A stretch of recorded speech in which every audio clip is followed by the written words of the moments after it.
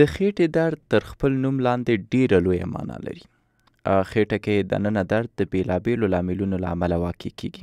دا چې په خېټه کې دننه بېلابېل اعضا موقعیت لري، نو باید د هرې عضوې موقعیت وپېژنو څو په اسانۍ سره د خېټې د درد تشخیص او درملنه په صحیح توګه وشو کولی.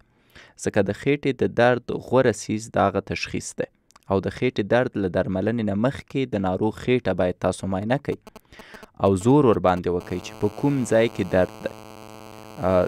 مثلا خي هایپوکاندریا لرو، ایپیګاسټریوم لرو، چپه هایپوکاندریا لرو، خي لمبر ریجیون لرو، امبیلایکل لرو، چپ لمبر لرو، یا خي انګونیل لرو، لاندینی پوپک لرو، چپ انګونیل لرو.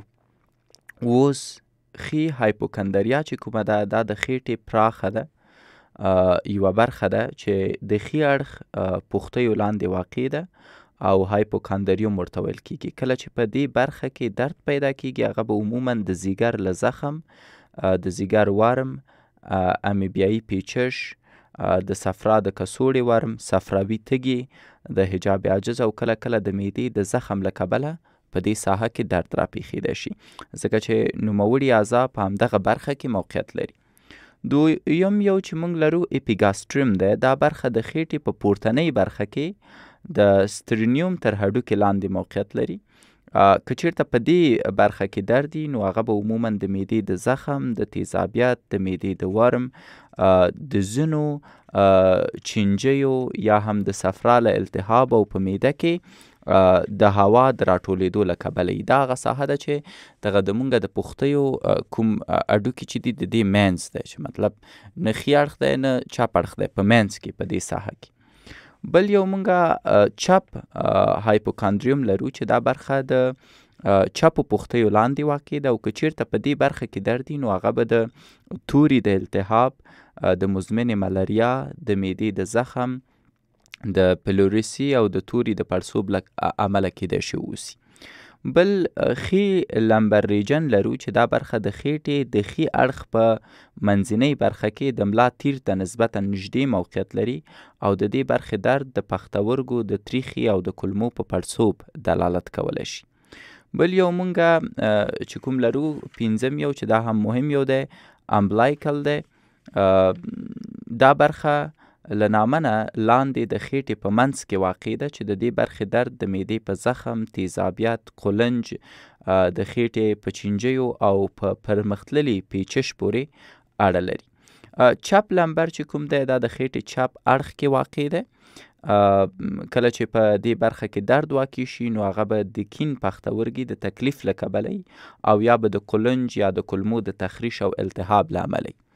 ورسره په خي انګونل کې چې کوم ساحه ده، دا برخه د خېټې خي اړخ په لاندې برخه کې له سپوږدو نه لږ جګ موقعیت لري، او د دې برخې درد له اپنډسایټس یا اپنډکس، د کلمو د سل، د کلمو د سرطان، د مزمن پیچش، د امیب پیچش او د خي اړخ د ګردې د نل د کاڼي له کبله رامنځته کېدای شي.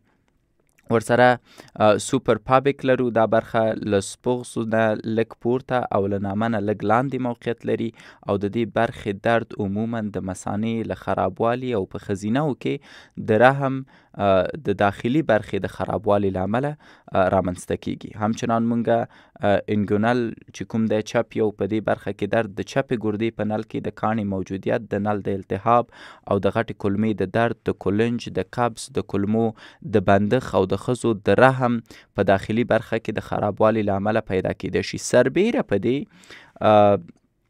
د ټولې خېټې درد، د حجاب عاجز، د پردې التهاب، د ګېډې چینجي، امیبي پیچش، د کلمو د سل او په خېټه کې د مهلکې غوټې له امله کېدای شي د ټولې خېټې درد پیدا شي.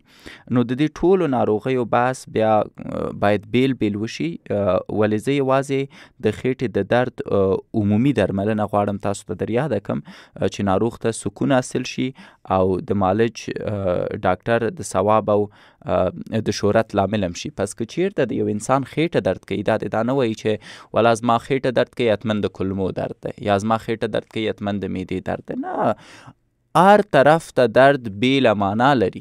د خېټې پورتنی ښي لوري ته درد یوه معنا لري، د خېټه پورتنی چپ لوري ته درد بله معنا لري، د خېټې پورتنی منځنۍ حصې کې درد بله معنا لري. او خېټه ډاکټران د جراحي له اړخ نه په 9 برخو ویشي. 3 برخې پورتنۍ دي، 3 برخې منځنۍ دي، 3 برخې ښکتنۍ دي. 3 پورتنۍ برخو ته څه وایي؟ مثلا وایي پورتنۍ ښي لوري برخه، پورتنۍ چپ لوري برخه، پورتنۍ منځنۍ برخه. د منځ ته څه وایي؟ د نوم حصې ته منځنۍ برخه، متوسطه یا منځنۍ برخه، یا منځنۍ ښي لوري برخه، یا منځنۍ چپ لوري برخه. او د ښکتې برخې ته وایي چې د ښکته لوري ښي لوري برخه، د ښکته لوري چپ لوري برخه، او د ښکته لوري منځنۍ برخه. نو هره ساحه چې د خېټې درد کوي بېله معنا لري. ویلې که په عمومیاتو کې په ټوله کې خېټه درد کوي، نو بیا لکه څنګه مې چې وویلې دا بیا کیدای شي چې اساسي دلیل د حجاب عاجز د پردې التهابي. ځینې نور مسایل هم دي چې زه غواړم لږې ساده کړمه.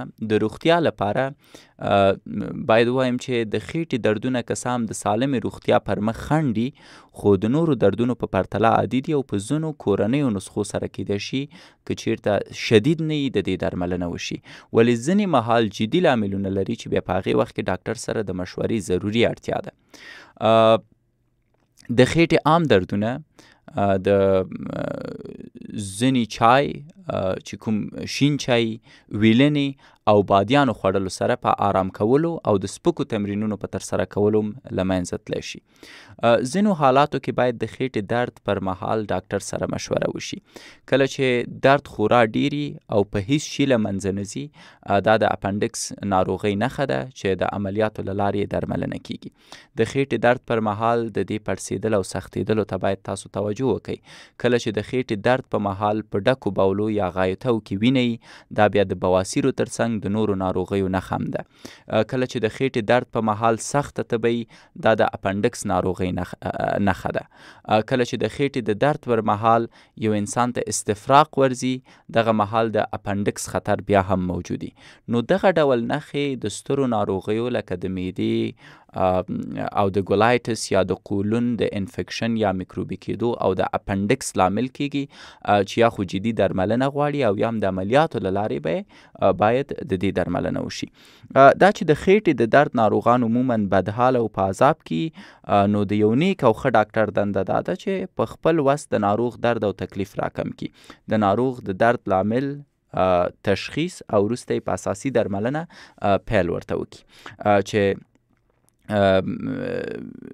ځینې ناروغ ته د نجات لپاره لارې شته چې باید هغه ورته ورکول شي، او د خېټې د درد لپاره په بازار کې ډول ډول ګولۍ او امپولونه موجود دي. مثلا د سکوپان تابلیت او پچکاری موجوده ده، د هایوسین یا هم د سیسټالجین او یا هم د برلاجین یا هم د سپازمولر تابلیت او پچکاری، چې د تجربې له مخې باید وایم که چیرته د ناروغ په ګېډه کې معمولي دردي، بیا له دې ستنو نه هغه هم د ډاکټر په مشورې سره صرف په عضلې کې کولی شي تطبیق کړي، او که درد ډیر سخت وي نو د ورید له لارې بیا ورو ورو ورته لګوي ډاکټران، نو انشاءالله بیا درد ډیر زر آرامه کیږي. او له دې ګولیو نه که ورته توصیه وشي نو باید د ورځې 3 یا 4 ځلې استعمال کړي. ولې د ډاکټر په مشورې؟ ځکه خدای مکه داسې نه وي چې تاسو اپنډکس اوسئ او تاسو دا پچکارۍ ولګوئ چې ستاسو درد ورک شي، نور خدای ناخسته سبا ته مړه شئ. ځکه په اپنډکس کې بیا د درد ورکول په کار نه دي، بیا باید دفعتاً ډاکټر ته لاړ شئ چې عملیات مو وکړي. نو ځینې وخت له درد سره کانګې موجودي، او د دې لپاره چې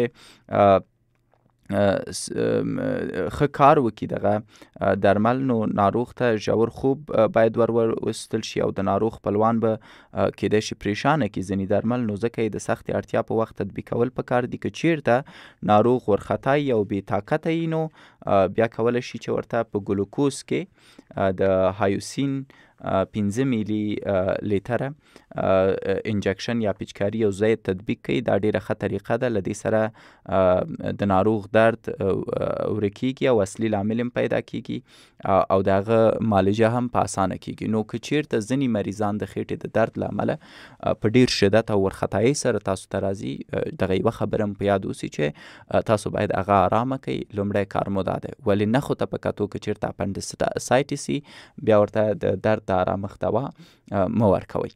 نو هیله ده چې دغه د خېټې د درد مسله تاسو ته واضح شوي.